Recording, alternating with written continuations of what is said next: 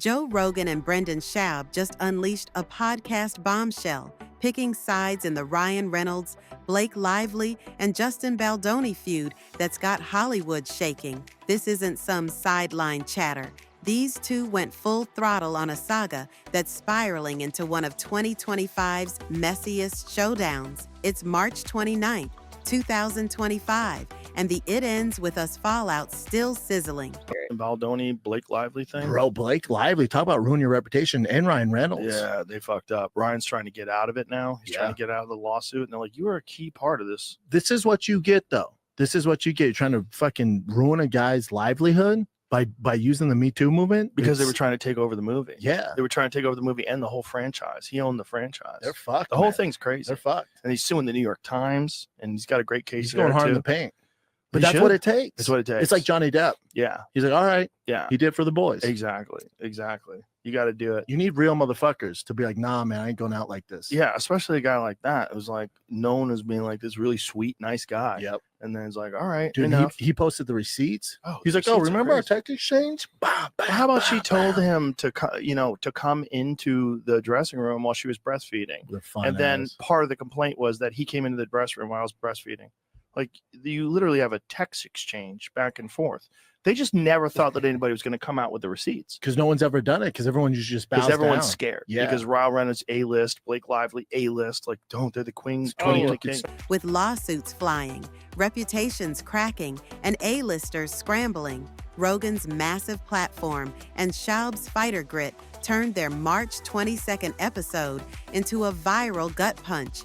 And trust me, they didn't hold back. If you thought this was just tabloid fluff, think again. This is a war of receipts, power, and pride, and these two are all in.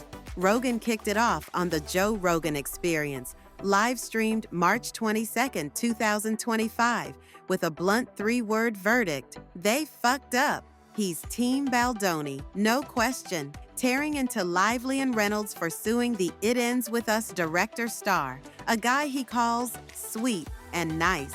They were trying to take over the movie and the whole franchise, Rogan roared, painting the couple as power-hungry schemers out to crush Baldoni's Wayfarer Studios-owned project. He marveled at Baldoni's text, receipts, one where Lively allegedly invited him into her trailer while pumping, only to later claim he barged in uninvited while breastfeeding. They never thought anyone had come out with the receipts, Rogan said, smirking. Everyone's scared of them. Ryan and Blake are A-list. He even hyped Baldoni's $250 million libel suit against the New York Times, saying, he's got a great case there, too. Rogan's not just tossing opinions. He's framing this as a Hollywood injustice, and his 14 million Spotify listeners are eating it up. Brendan Schaub, ex-UFC brawler turned podcaster, jumped in like a hype man with a grudge. This is what you get for trying to ruin a guy's livelihood. Using the Me Too movement, he snapped, accusing Lively of weaponizing a serious cause. He compared Baldoni to Johnny Depp, who won his 2022 defamation fight against Amber Heard, same crisis PR guru, Melissa Nathan, in both corners. He's doing it for the boys, Schaub grinned, praising Baldoni's countersuit gusto. He's going hard in the paint, only way to save his career. Schaub echoed Rogan's awe at the evidence drop. Texts, voice notes, BTS clips Baldoni's plastered online to debunk Lively's claims. You literally have a text exchange back and forth, Schaub said, shaking his head. They thought they were untouchable. Together, they painted Lively and Reynolds as bullies blindsided by a nice guy who finally snapped back, and X lit up with the Team Baldoni posts within hours. Now, let's peel back this drama's layers. It's a tangled mess that started long before Rogan's mic got hot. It kicked off December 20th, 2024, when Lively filed a California Civil Rights Department complaint against Baldoni, alleging sexual harassment on the It Ends With Us set. She claimed he improvised kisses, flouted intimacy rules, and later ran a smear campaign, planting rumors, rigging social media, spinning survivor content to shield his image. Baldoni fired back New Year's Eve with a $400 million defamation suit against Lively Reynolds, their publicist Leslie Sloan, and others, charging civil extortion and fraud. He says they tried to hijack his film, a domestic violence tale based on Colleen Hoover's bestseller, where Lively's Lily Bloom navigates love and abuse. Released August 2024, it grossed $348 million, but the off-screen wars outshining it. Lively's camp stands firm. Her suit's about safety. His is retaliation. Baldoni's team says she's the predator here, and the receipts will prove it. The escalation's wild. Baldoni didn't stop at Lively. He sued the New York Times for $250 million on December 31st, 2024, claiming their report on her allegations was libelous, rushed, and one-sided. He dropped a website, 168 pages of texts, emails, footage showing cozy chats with Lively, like her texting, "Come by, we'll run lines," while pumping. He says it's proof she's lying about feeling uncomfortable. Then there's the WME twist. Rumors swirled March 15, 2025, that Reynolds and Lively, repped by the agency, pressured them to drop Baldoni as a client. December 21, 2024, tanking his career. His lawyer, Brian Friedman, calls it devastation by A-list muscle. Lively's side says Baldoni's a control freak who flipped when she pushed for her cut of the film, a version Sony ultimately released to box office gold. It's a he said, she said slugfest, and the stakes keep climbing.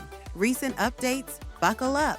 On March 18, 2025, Reynolds filed to dismiss Baldoni's claims against him, arguing, hurt feelings don't make a case. His lawyers admit Nicepool in Deadpool and Wolverine mocks Baldoni's woke vibe, but call it free speech. Lively followed March 27, filing to toss the $400 million suit, labeling it vengeful retaliation for her harassment claim. Her team's pushing a California law shielding whistleblowers. Baldoni's camp hit back same day, suing ex-publicist Stephanie Jones for leaking texts to Lively's PR, sparking a sixth lawsuit in this web. Friedman told TMZ, Reynolds' power play won't dodge the truth. Discovery's coming. A New York judge set trial for March 9, 2026, giving both sides a year to dig. X is buzzing. Hashtag Baldoni receipts versus Believe Blake Split fans, while Rogan's clips at 2 million views. Lively and Reynolds skipped a March 25th premiere, fueling guilty whispers. Baldoni stayed off-grid, prepping his next move. Will Rogan's mic drop sway this Hollywood war? Or is the truth still buried in the receipts? He and Schaub turned a legal spat into a cultural lightning rod. Baldoni's the underdog, Lively and Reynolds the Goliath. But with texts flying, suits stacking, and careers bleeding, it's anyone's game.